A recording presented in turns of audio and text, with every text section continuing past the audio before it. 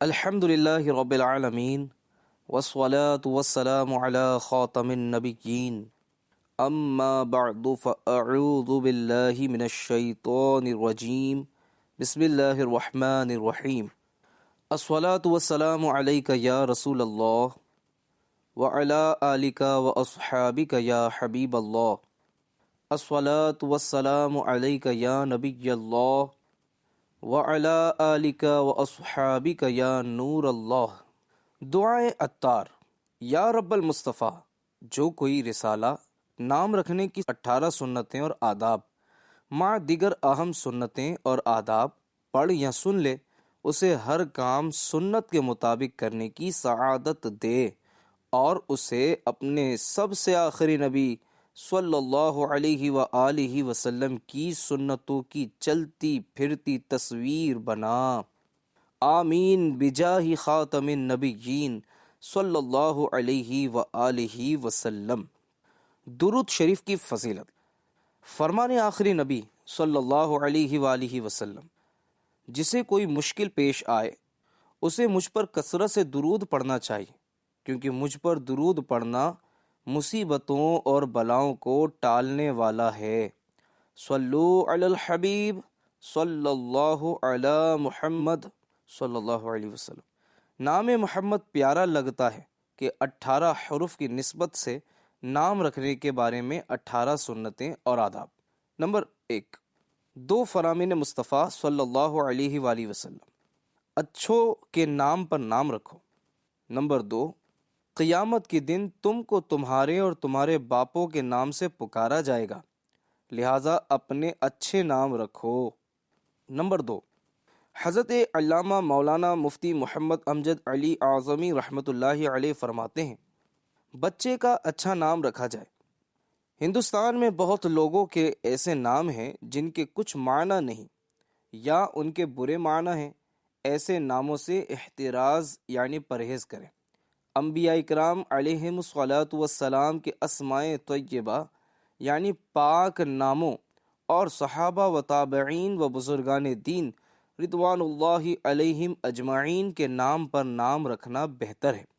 امید ہے کہ ان کی برکت بچے کے شامل حال ہو۔ نمبر 3، بچہ زندہ پیدا ہو یا مردہ، اس کی بدن تمام یعنی مکمل ہو یا نامکمل، بہرحال اس کا نام رکھا جائے گا، اور قیامت کے دن اس کا حشر ہوگا یعنی اٹھایا جائے گا۔ معلوم ہوا جو بچہ کچا گر جائے اس کا بھی نام رکھا جائے، جیسا کہ دعوت اسلامی کے مکتبۃ المدینہ کے رسالے اولاد کے حقوق پیج نمبر 17 پر ہے۔ نام رکھیں یہاں تک کہ کچے بچے کا بھی جو کم دنوں کا گر جائے، ورنہ اللہ پاک کے یہاں شاکی ہوگا یعنی شکایت کرے گا۔ فرمان مصطفیٰ صلی اللہ علیہ وآلہ وسلم، کچے بچے کا نام رکھو کہ اللہ پاک اس کے ذریعے تمہاری میزان یعنی عمل کے ترازو کو بھاری کرے گا۔ نمبر 4، محمد نام رکھنے کے بارے میں 3 فرامین مصطفیٰ صلی اللہ علیہ وآلہ وسلم۔ نمبر 1، جس کے لڑکا پیدا ہو اور وہ میری محبت اور میرے نام سے برکت حاصل کرنے کے لیے اس کا نام محمد رکھے، وہ اور اس کا لڑکا دونوں جنت میں جائیں گے۔ نمبر 2، روز قیامت 2 شخص اللہ پاک کے حضور کھڑے کیے جائیں گے، حکم ہوگا انہیں جنت میں لے جاؤ۔ عرض کریں گے الہی ہم کس عمل پر جنت کے قابل ہوئے؟ ہم نے تو جنت کا کوئی کام کیا نہیں۔ فرمائے گا جنت میں جاؤ، میں نے حلف کیا ہے کہ جس کا نام احمد یا محمد ہو دوزخ میں نہ جائے گا۔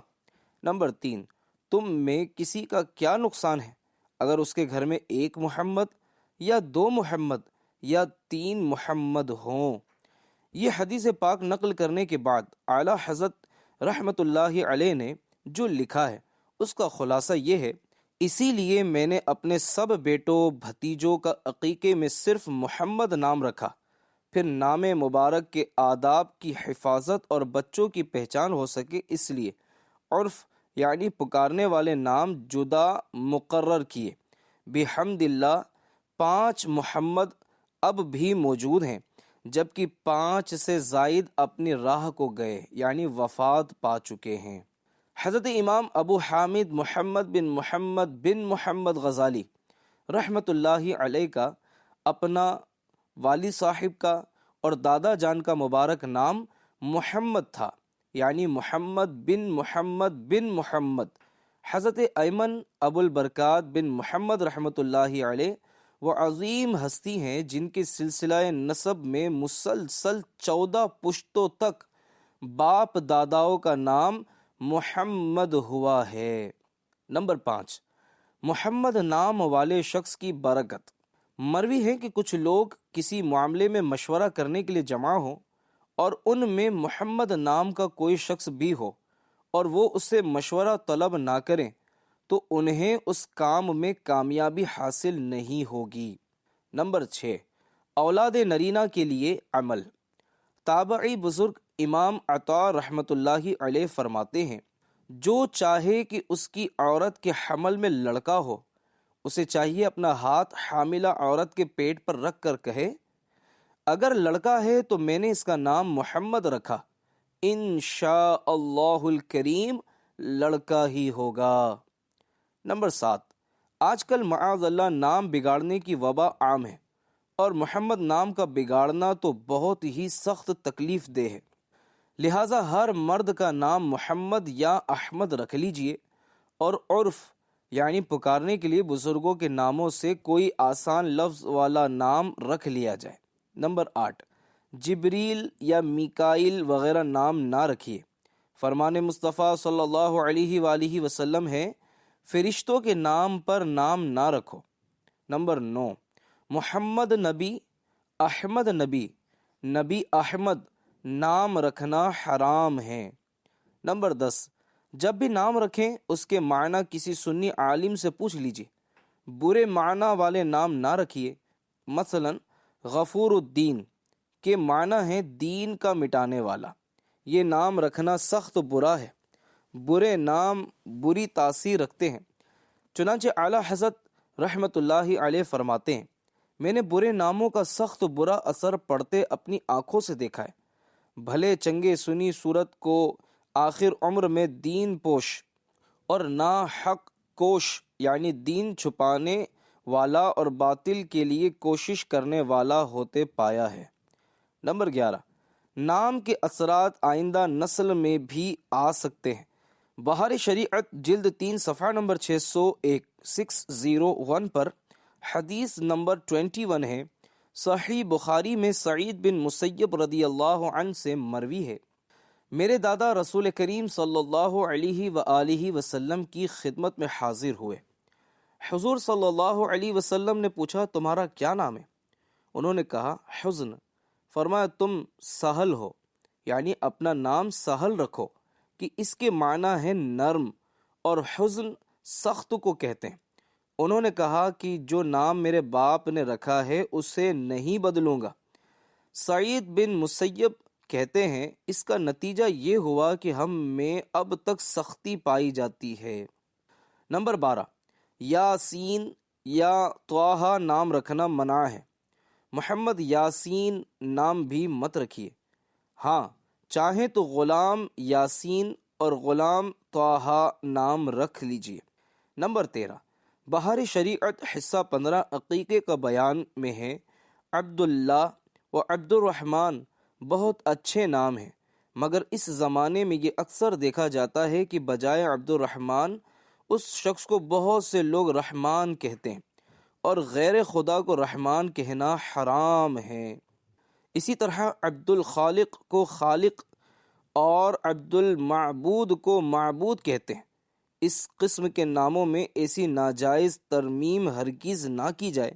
اسی طرح بہت کثرت سے ناموں میں تصغیر یعنی چھوٹا کرنے کا رواج ہے، یعنی نام کو اس طرح بگاڑتے ہیں جس سے حقارت نکلتی ہے، اور ایسے ناموں میں تصغیر یعنی چھوٹائی ہرگز نہ کی جائے۔ لہٰذا جہاں یہ گمان ہو کہ ناموں میں تصغیر کی جائے گی، یہ نام نہ رکھے جائیں، دوسرے نام رکھ لیے جائیں۔ نمبر 14، جو نام برے ہوں ان کو بدل کر اچھا نام رکھنا چاہیے، کہ اپنی امت سے پیار کرنے والے پیارے پیارے آقا صلی اللہ علیہ وآلہ وسلم برے نام کو اچھے نام سے بدل دیا کرتے تھے۔ ایک خاتون کا نام عاصیہ یعنی گناہ گار تھا، رسول کریم صلی اللہ علیہ وآلہ وسلم نے اس کے نام کو بدل کر جمیلہ رکھا۔ نمبر 15، ایسے نام منع ہیں جن میں اپنے منہ سے خود کو اچھا بتانا یعنی اپنے منہ میاں مٹھو بننا پایا جائے۔ پارہ 27 سورۃ النجم آیت نمبر 32 میں ارشاد الہی ہے، فَلَا تُزَكُّوا أَنفُسَكُمْ، ترجمہ کنز ایمان، تو آپ اپنی جانوں کو ستھرا نہ بتاؤ۔ اعلیٰ حضرت امام محمد رضا خان رحمۃ اللہ علیہ نے فصول عمادی کے حوالے سے لکھا ہے، کوئی اس نام کے ساتھ نام نہ رکھے جس میں تزکیہ یعنی اپنی بڑائی اور تعریف کا اظہار ہو۔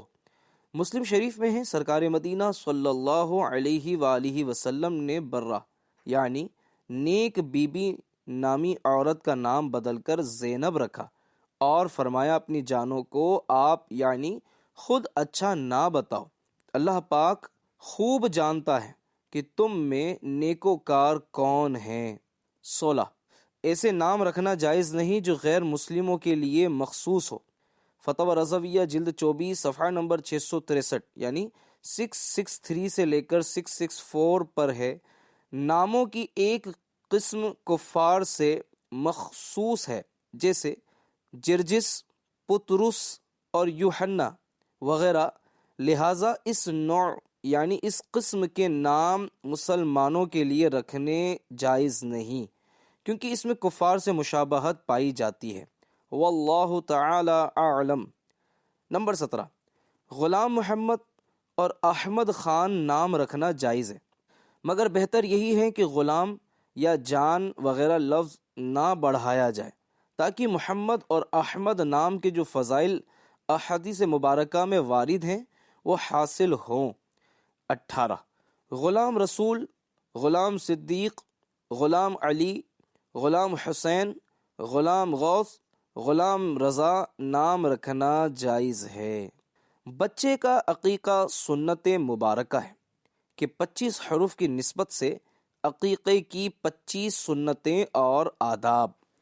نمبر 1، فرمان مصطفیٰ صلی اللہ علیہ وآلہ وسلم، لڑکا اپنے عقیقے میں گروی ہے، 7ویں دن اس کی طرف سے جانور ذبح کیا جائے اور اس کا نام رکھا جائے اور سر منڈایا جائے۔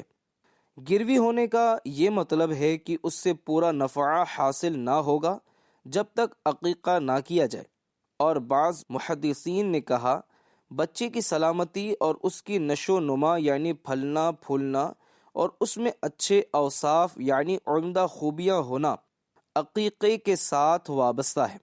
نمبر 2، بچہ پیدا ہونے کے شکریہ میں جو جانور ذبح کیا جاتا ہے اس کو عقیقہ کہتے ہیں۔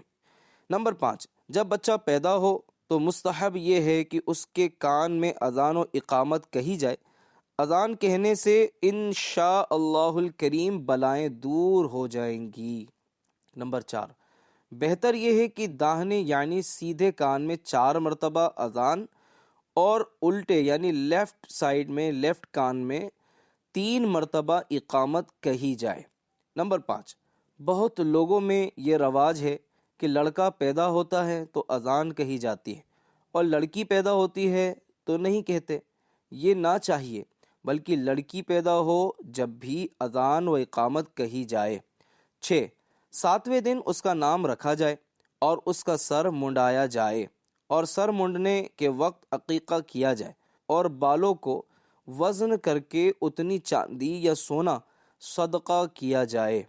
نمبر 7، لڑکے کے عقیقے میں 2 بکرے اور لڑکی میں 1 بکری ذبح کی جائے، یعنی لڑکے میں نر جانور اور لڑکی میں مادہ مناسب ہے، اور لڑکے کے عقیقے میں بکریاں اور لڑکی میں بکرا کیا جب بھی حرج نہیں۔ نمبر 8، بیٹے کے لیے 2 کی استطاعت یعنی طاقت نہ ہو تو 1 بھی کافی ہے۔ نمبر 9، قربانی کے اونٹ وغیرہ میں بھی عقیقے کی شرکت ہو سکتی ہے۔ نمبر 10، عقیقہ فرض یا واجب نہیں ہے، صرف سنت مستحبہ ہے۔ اگر گنجائش ہو تو ضرور کرنا چاہیے، نہ کرے تو گناہگار نہیں۔ البتہ عقیقے کے ثواب سے محرومی ہے۔ غریب آدمی کو ہرگز جائز نہیں کہ سودی قرضہ لے کر عقیقہ کرے۔ نمبر 11، بچہ اگر 7ویں دن سے پہلے ہی مر گیا تو اس کا عقیقہ نہ کرنے سے کوئی اثر اس کی شفاعت وغیرہ پر نہیں کہ وہ وقت عقیقہ آنے سے پہلے ہی گزر گیا۔ ہاں، جس بچے نے عقیقے کا وقت پایا یعنی 7 دن کا ہو گیا اور بلا عذر یعنی طاقت ہونے کے باوجود اس کا عقیقہ نہ کیا، اس کے لیے یہ آیا ہے کہ وہ اپنے ماں باپ کی شفاعت نہ کرنے پائے گا۔ 12، عقیقہ ولادت یعنی برتھ کے 7ویں روز سنت ہے اور یہی افضل ہے، ورنہ 14ویں دن ورنہ 21ویں دن، اور اگر 7ویں دن نہ کر سکے تو جب چاہے کر سکتے ہیں، سنت ادا ہو جائے گی۔ نمبر 13، جس کا عقیقہ نہ ہوا ہو وہ جوانی بڑھاپے میں بھی اپنا عقیقہ کر سکتا ہے، جیسا کہ رسول اللہ صلی اللہ علیہ وآلہ وسلم نے اعلان نبوت کے بعد خود اپنا عقیقہ کیا۔ نمبر 14، بعض علماء اکرام نے یہ کہا کہ 7ویں یا 14ویں یا 21ویں دن یعنی 7 دن کا لحاظ رکھا جائے، یہ بہتر ہے، اور یاد نہ رہے تو یہ کرے کہ جس دن بچہ پیدا ہو اس دن کو یاد رکھے، اس سے ایک دن پہلے والا دن جب آئے تو وہ 7واں دن ہوگا۔ مثلا جمعہ کو پیدا ہوا تو زندگی کی ہر جمعرات اس کا 7واں دن ہے۔ اگر ولادت کا دن یاد نہ ہو تو جب چاہے کر لیجئے۔ 15، بچے کا سر مونڈنے کے بعد سر پر زعفران پیس کر لگا دینا بہتر ہے۔ 16، بہتر یہ ہے کہ عقیقے کے جانور کی ہڈی نہ توڑی جائے بلکہ ہڈیوں پر سے گوشت اتار لیا جائے، یہ بچے کی سلامتی کی نیک فعل ہے، اور ہڈی توڑ کر گوشت بنایا جائے اس میں بھی حرج نہیں۔ گوشت کو جس طرح چاہیں پکا سکتے ہیں، مگر میٹھا پکایا جائے تو بچے کے اخلاق اچھے ہونے کی فعل ہے۔ 17، میٹھا گوشت بنانے کے 2 طریقے۔ نمبر 1 کلو گوشت، آدھا کلو میٹھا دہی، 7 دانے چھوٹی الائچی، 50 گرام بادام، حسب ضرورت گھی یا تیل، سب ملا کر پکا لیجیے۔ پکنے کے بعد ضرورت کے مطابق چاشنی ڈالیے۔ زینت یعنی خوبصورتی کے لیے گاجر کے باریک ریشے بنا کر نیز کشمش وغیرہ بھی ڈالے جا سکتے ہیں۔ نمبر 2، 1 کلو گوشت میں آدھا کلو چقندر ڈال کر حسب معمول پکا لیجئے۔ 18، عوام میں یہ بہت مشہور ہے کہ عقیقے کا گوشت بچے کے ماں باپ اور دادا دادی نانا نانی نہ کھائیں، یہ محض غلط ہے، اس کا کوئی ثبوت نہیں۔ 19، اس کی کھال کا وہی حکم ہے جو قربانی کی کھال کا ہے کہ اپنے صرف یعنی استعمال میں لائے یا مساکین کو دے یا کسی اور نیک کام مسجد یا مدرسے میں صرف کرے۔ نمبر 20، عقیقے کا جانور انہی شرائط کے ساتھ ہونا چاہیے جیسا قربانی کے لیے ہوتا ہے۔ اس کا گوشت فقراء اور عزیز و قریب دوست و احباب کو کچا تقسیم کر دیا جائے یا پکا کر دیا جائے یا ان کو بطور ضیافت و دعوت کھلا دیا جائے، یہ سب صورتیں جائز ہیں۔ 21، عقیقے کا گوشت چیل کووں کو کھلانا کوئی معنی نہیں رکھتا، یہ یعنی چیل کوے فاسق ہیں۔ نمبر 22، عقیقہ شکر ولادت ہے، لہذا مرنے کے بعد عقیقہ نہیں ہو سکتا۔ نمبر 23، لڑکے کے عقیقے میں کہ اگر باپ ذبح کرے دعا یوں پڑھیں: اللہم ہذہ عقیقۃ ابنی فلان دمها بدمہ ولحمها بلحمہ وعظمها بعظمہ وجلدها بجلدہ وشعرها بشعرہ اللہم اجعلها فداء لابنی من النار بسم اللہ اللہ اکبر۔ فلان کی جگہ بیٹے کا جو نام رکھتا ہو لے، بیٹی ہو تو دونوں جگہ ابنی کی جگہ بنتی اور پانچوں جگہ ہی کی جگہ ہا کہیے، اور دوسرا شخص ذبح کرے تو دونوں جگہ ابنی فلان یا بنت فلان کی جگہ ابن فلان یا فلانہ بنت فلان کہے، بچے کی اس کے باپ اور لڑکی کی اس کی ماں کی طرف نسبت کرے۔ نمبر 24، اگر دعا یاد نہ ہو تو بغیر دعا پڑھے دل میں یہ خیال کر کے کہ فلاں لڑکے یا فلانی لڑکی کا عقیقہ ہے، بسم اللہ اللہ اکبر پڑھ کر ذبح کر دیں، عقیقہ ہو جائے گا۔ عقیقے کے لیے دعا پڑھنا ضروری نہیں۔ نمبر 25، آج کل عموماً عقیقے کے لیے دعوت کا اہتمام کر کے عزیز و اقارب کو بلایا جاتا ہے، جو کہ اچھا عمل ہے، اور شرکت کرنے والے بچے کے لیے تحفے لاتے ہیں، یہ بھی عمدہ کام ہے۔ البتہ یہاں کچھ تفصیل ہے، اگر مہمان کچھ تحفہ نہ لائیں تو بعض اوقات میزبان یا اس کے گھر والے مہمان کی برائی کرنے کے گناہ میں پڑتے ہیں، تو جہاں یقینی طور پر یا ظن غالب سے ایسی صورتحال ہو، وہاں مہمان کو چاہیے کہ بغیر مجبوری کے نہ جائے، ضرورتاً جائے اور تحفہ لے جائے تو حرج نہیں۔ البتہ میزبان نے اس نیت سے لیا کہ اگر مہمان تحفہ نہ لاتا تو یہ یعنی میزبان اس مہمان کی برائیاں کرتا، یا بطور خاص نیت تو نہیں، مگر اس میزبان کا ایسا برا معمول ہے، تو جہاں اسے یعنی میزبان کو غالب گمان ہو کہ لانے والا اسی طور پر یعنی میزبان کے شر سے بچنے کے لیے لایا ہے، تو اب لینے والا میزبان گناہ گار اور عذاب نار کا حقدار ہے، اور یہ تحفہ اس کے حق میں رشوت ہے۔ ہاں، اگر برائی بیان کرنے کی نیت نہ ہو اور نہ اس کا ایسا برا معمول ہو تو تحفہ قبول کرنے میں حرج نہیں۔ اسمد کے 4 حروف کی نسبت سے سرما لگانے کی 4 سنتیں اور آداب۔ نمبر 1، فرمان مصطفیٰ صلی اللہ علیہ وآلہ وسلم، تمام سرموں میں بہتر سرما اسمید ہے کہ یہ نگاہ کو روشن کرتا اور پلکیں اگاتا ہے۔ نمبر 2، پتھر کا سرما استعمال کرنے میں حرج نہیں۔ سیاہ سرما یا کاجل بقصد زینت یعنی خوبصورتی کی نیت سے مرد کو لگانا مکروہ ہے، اور زینت یعنی خوبصورتی مقصود نہ ہو تو کراہت نہیں۔ نمبر 3، سرما رات کو سوتے وقت استعمال کرنا سنت ہے۔ نمبر 4، سرما استعمال کرنے کے 3 منقول طریقوں کا خلاصہ پیش خدمت ہے۔ نمبر 1، کبھی دونوں آنکھوں میں 3 سلائیاں۔ نمبر 2، کبھی سیدھی آنکھ میں 3 اور الٹی میں 2۔ نمبر 3، تو کبھی دونوں آنکھوں میں 2 اور پھر آخر میں ایک سلائی کو سرمے والی کر کے اسی کو باری باری دونوں آنکھوں میں لگائیے۔ اس طرح کرنے سے انشاء اللہ الکریم تینوں پر عمل ہوتا رہے گا۔ اے عاشقان رسول، تکریم یعنی عزت و بزرگی کے جتنے بھی کام ہوتے سب ہمارے پیارے پیارے آخری نبی صلی اللہ علیہ وآلہ وسلم سیدھی جانب سے شروع کیا کرتے، لہٰذا پہلے سیدھی آنکھ میں سرما لگائیے، پھر الٹی میں۔ صلو علی الحبیب صلی اللہ علی محمد۔ گیسو رکھنا نبی پاک کی سنت ہے کہ 22 حروف کی نسبت سے زلفوں اور سر کے بالوں وغیرہ کی 22 سنتیں اور آداب۔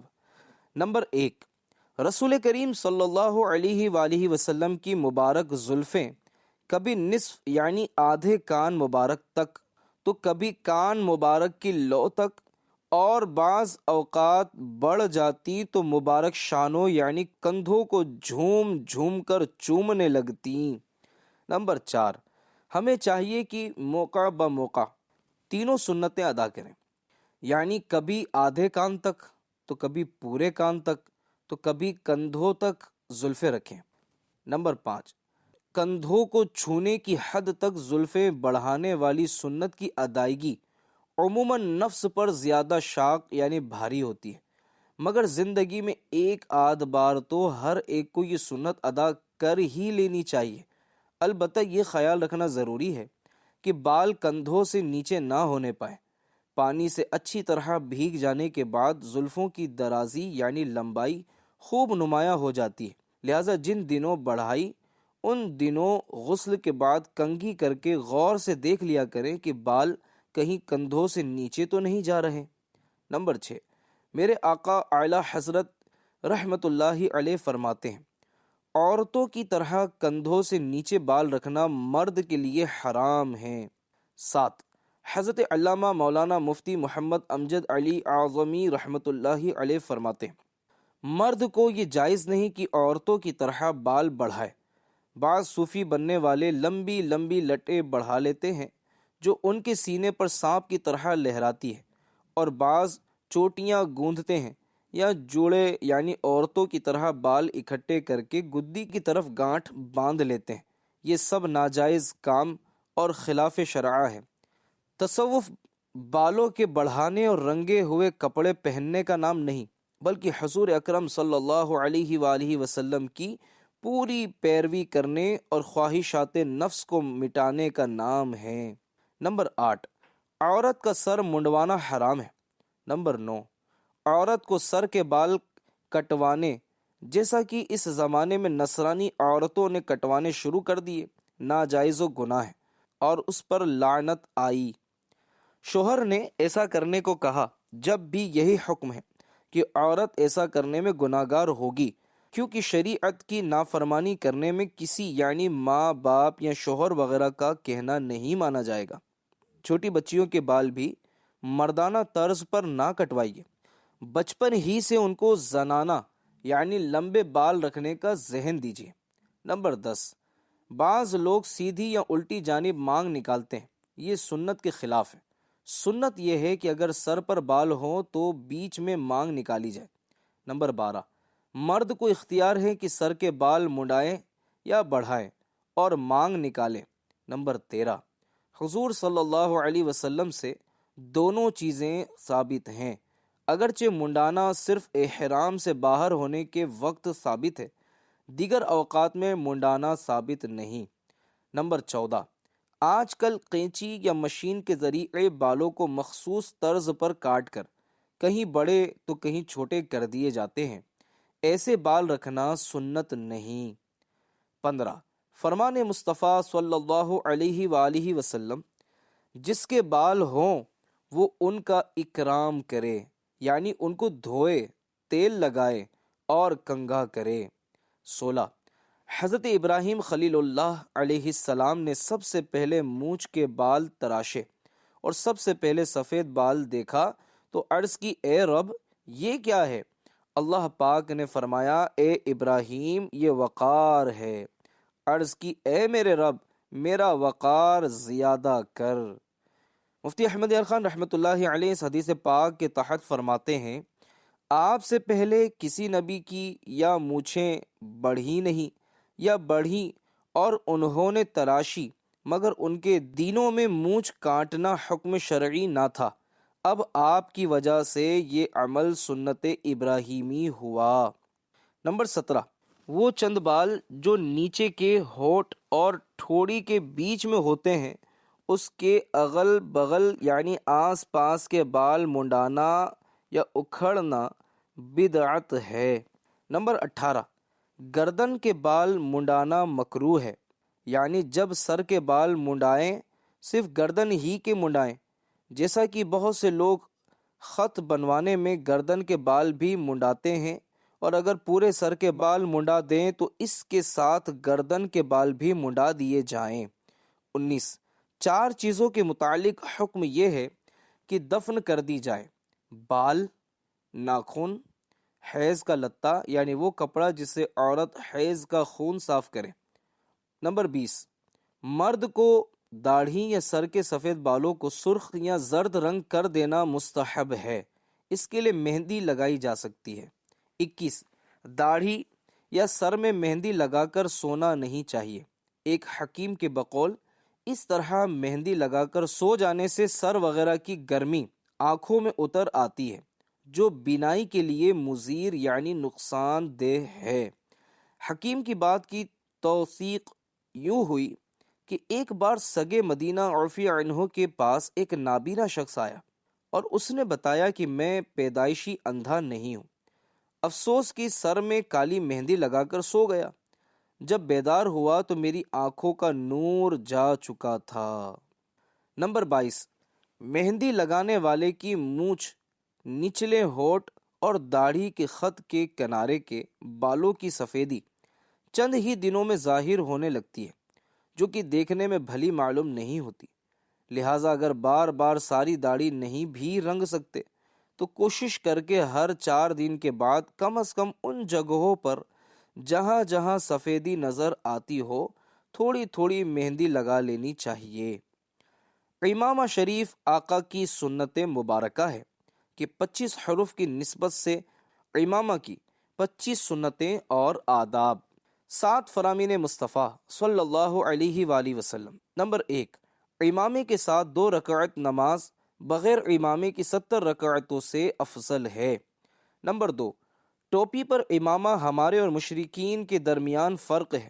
ہر پیچ پر کہ مسلمان اپنے سر پر دے گا، اس پر قیامت کے دن ایک نور عطا کیا جائے گا۔ نمبر 3، بے شک اللہ پاک اور اس کے فرشتے درود بھیجتے ہیں جمعے کے دن امامے والوں پر۔ نمبر 4، امامے کے ساتھ نماز 10,000 نیکیوں کے برابر ہے۔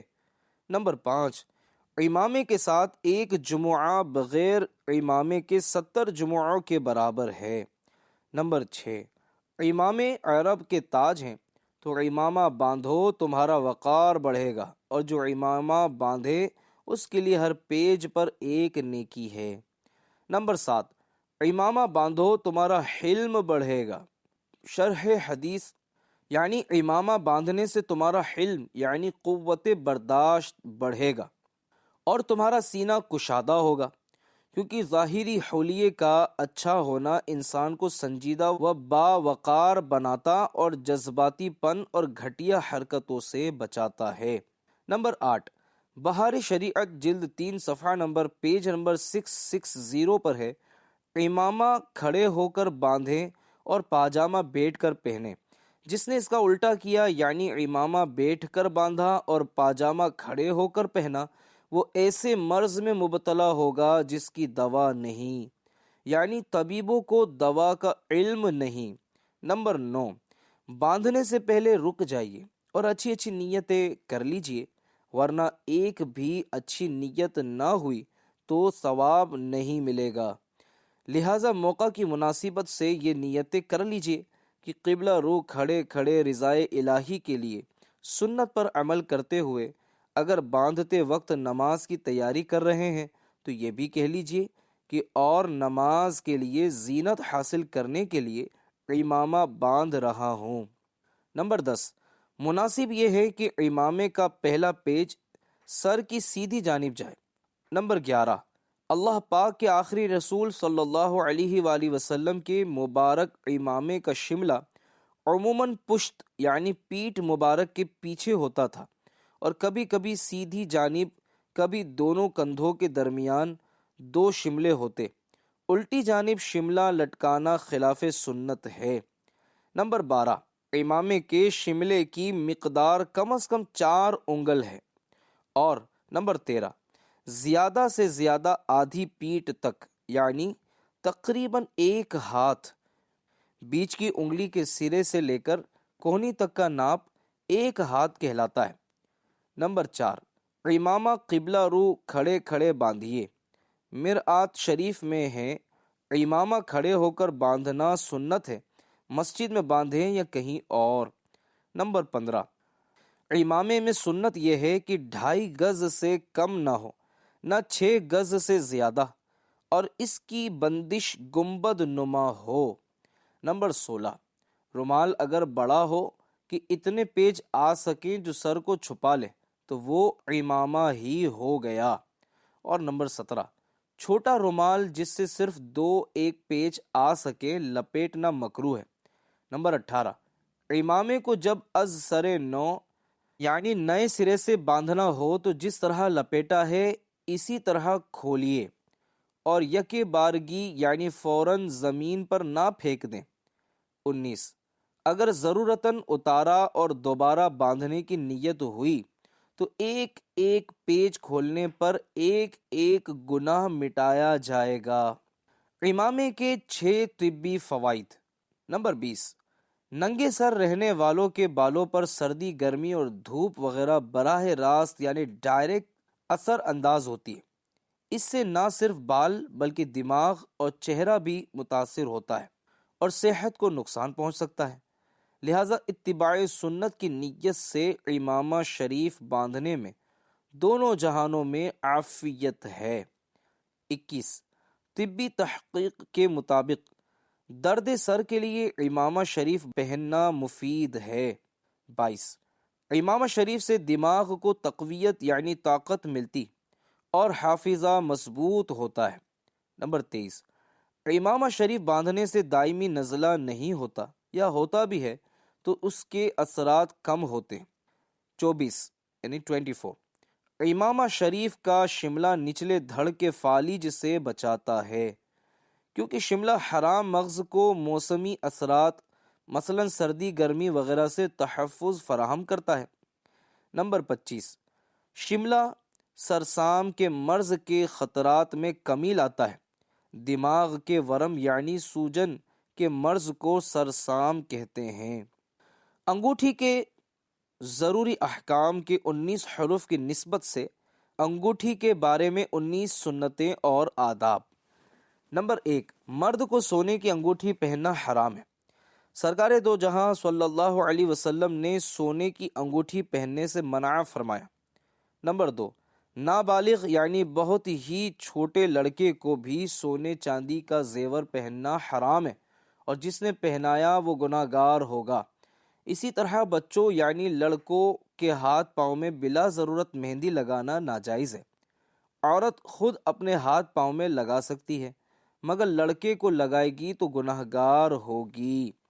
لوہے کی انگوٹھی جہنمیوں کا زیور ہے۔ مرد کے لیے وہی انگوٹھی جائز ہے جو مردوں کی انگوٹھی کی طرح ہو، یعنی صرف ایک نگینے کی ہو، اور اگر اس میں ایک سے زیادہ یا کئی نگینے ہوں تو اگرچہ وہ چاندی ہی کی ہو، مرد کے لیے ناجائز ہے۔ 5 بغیر نگینے کی انگوٹھی پہننا ناجائز ہے کہ یہ انگوٹھی نہیں چھلا ہے۔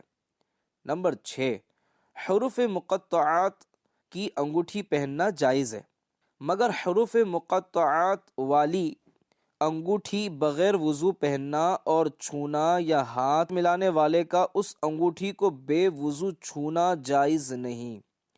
7 اسی طرح مردوں کے لیے ایک سے زیادہ جائز والی انگوٹھی پہننا یا ایک یا زیادہ چھلے پہننا بھی ناجائز ہے کہ یہ چھلا انگوٹھی نہیں، عورتیں چھلے پہن سکتی ہیں۔ نمبر 8 چاندی کی ایک انگوٹھی ایک نگ یعنی نگینے کی وزن میں 4.5 ماشے یعنی 4 گرام 374 یعنی 374 ملی گرام سے کم ہو پہننا جائز ہے، اگرچہ بے حاجت مہر، مگر اس کا ترک یعنی جس کو اسٹامپ کی ضرورت نہ ہو اس کے لیے جائز انگوٹھی بھی نہ پہننا افضل ہے، اور جن کو انگوٹھی سے اسٹامپ لگانی ہو ان کے لیے مہر کی غرض سے پہننے میں خالی جواز یعنی صرف جائز ہی نہیں بلکہ سنت ہے۔ ہاں تکبر یا زنانہ پن کا سنگار یعنی لیڈیز اسٹائل کی ٹیپ ٹاپ یا اور کوئی غرض مذموم یعنی قابل مذمت مقصد نیت میں ہو تو ایک انگوٹھی ہی کیا، اس نیت سے تو اچھے کپڑے پہننے بھی جائز نہیں۔ نمبر 9 عیدین میں انگوٹھی پہننا مستحب ہے، مگر مرد وہی جائز والی انگوٹھی پہنے۔ 10 انگوٹھی انہی کے لیے سنت ہے جن کو مہر کرنے یعنی اسٹامپ یا سیل لگانے کی حاجت ہوتی ہے، جیسے سلطان و قاضی اور علماء جو فتوے پر انگوٹھی سے مہر کرتے یعنی اسٹامپ یا سیل لگاتے ہیں۔ ان کے علاوہ دوسروں کے لیے جن کو مہر کرنے کی حاجت نہ ہو سنت نہیں، البتہ پہننا جائز ہے۔ آج کل انگوٹھی سے مہر کرنے کا رواج نہیں رہا، بلکہ اس کام کے لیے اسٹامپ بنوائی جاتی ہے، لہٰذا جن کو مہر نہ لگانی ہو ان قاضی وغیرہ کے لیے بھی انگوٹھی پہننا سنت نہ رہا۔ نمبر 11 مرد کو چاہیے کہ انگوٹھی کا نگینہ ہتھیلی کی جانب اور عورت نگینہ ہاتھ کی پشت یعنی ہاتھ کی پیٹھ کی طرف رکھے، نمبر 12، چاندی کا چھلا خاص لباس زنانہ یعنی عورتوں کا پہناوا ہے، مردوں کو مکروہ ہے، تحریمی، ناجائز و گناہ ہے۔ نمبر 13، عورت سونے چاندی کی جتنی چاہیں انگوٹھیاں اور چھلے پہن سکتی ہے، اس میں وزن اور نگینے کی تعداد کی کوئی قید نہیں۔ نمبر 14، لوہے کی انگوٹھی پر چاندی کا خول چڑھا دیا کہ لوہا بالکل نہ دکھائی دیتا ہو، اس انگوٹھی کے پہننے کی مرد و عورت کسی کو بھی ممانعت نہیں۔ نمبر 15، دونوں میں سے کسی بھی ایک ہاتھ میں انگوٹھی پہن سکتے ہیں اور چھنگلیاں یعنی سب سے چھوٹی انگلی میں پہنی جائے۔ 16، منت کا یا دم کیا ہوا دھات یعنی میٹل کا کڑھا بھی مرد کو پہننا ناجائز و گناہ ہے۔ اسی طرح مدینہ شریف یا اجمیر شریف کے چاندی یا کسی بھی دھات، میٹل کے چھلے اور اسٹیل کی انگوٹھی بھی جائز نہیں۔ نمبر 18، بواسیر و دیگر بیماریوں کے لیے دم کیے ہوئے چاندی یا کسی بھی دھات کے چھلے بھی مردوں کے لیے جائز نہیں۔ 19، اگر کسی اسلامی بھائی نے دھات کا کڑا یا دھات کا چھلا، ناجائز انگوٹھی یا دھات کی زنجیر یعنی میٹل چین پہنی ہے تو ابھی اتار کر توبہ کر لیجئے اور آئندہ نہ پہننے کا عزم کیجئے۔ اے عاشقان رسول، رسالہ نام رکھنے کی 18 سنت اور آداب آپ نے سماعت فرمایا۔ اللہ تعالی ہم سب کو ان باتوں پر عمل کی توفیق عطا فرمائے۔ تمام عاشقان رسول سے عرض ہے کہ اس رسالے کو سننے کے ساتھ ساتھ دوسروں کو سنانے کی کوشش بھی کریں، اور جب سننے سنانے کا سلسلہ ہو تو اس کی کارکردگی، اس کی معلومات اپنے متعلقہ ذمہ داران دعوت اسلامی کو بھی ضرور دیجیے۔ صلو علی الحبیب صلی اللہ علی محمد صلی اللہ علیہ وآلہ وسلم۔